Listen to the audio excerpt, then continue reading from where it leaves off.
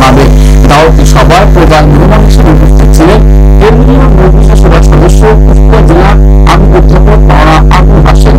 বিশেষ মেহমান হিসেবে উপস্থিত ছিলেন মুখ্য সাবেক উপজেলা কুষ্টিয়া জেলা নায়েবে আবু আনাস আব্দুল গফুর।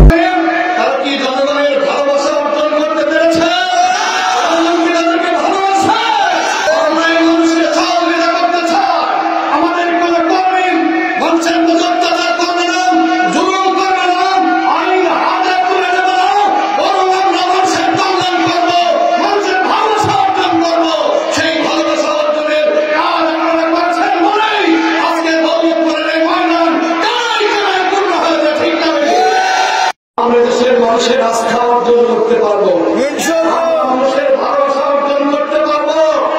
আর যদি আমরা মানুষের ভালোবাসা অর্জন করতে পারি, নির্বাচন যেই দিনই হোক না কেন, জনগণ আমাদেরকে ভালোবেসে আমাদেরকে এদেশের মানুষের বাক স্বাধীনতাকে হরণ করা হয়েছিল, এদেশের মানুষের মৌলিক অধিকারকে হরণ করা হয়েছিল। এক ফ্যাসিস্ট সরকার আমাদের ঘাড়ে বসেছিল। সম্মানিত উপস্থিতি, এই দীর্ঘ সময়ে দেশের মানুষ তাদের মৌলিক অধিকার হয়তো প্রয়োগ করতে পারে নাই। আমরা দেখেছি 2014 সালে নির্বাচন করে ক্ষমতায় গেলেন। সেই নির্বাচনের মাঠে কি কোন মানুষ গিয়েছিল? কোন মানুষ গিয়েছিল? ভাইরা আমার, আমরা দেখেছি শিয়ালপুকুর, ছাগলখাড়া ভোট কেন্দ্রে, ঠিক কিনা?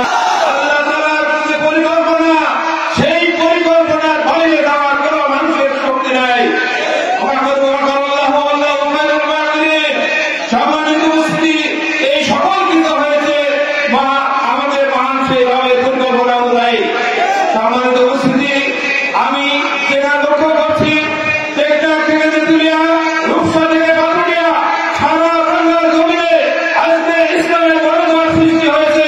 তার প্রমাণ আজকে দৌলতপুর এই হাইস্কুল ময়দানে, ঠিক না? এর জন্য আগামী দিন এই দেশ হবে ইসলামের দিন, এই পার্লামেন্ট হবে কোরআনের পার্লামেন্ট। এদেশে আল্লাহর আইন এবং সত্যকে শাসন কায়েমের মাধ্যমে এই দেশে ইনসাফপূর্ণ একটি সমাজ প্রতিষ্ঠিত হবে ইনশাআল্লাহ।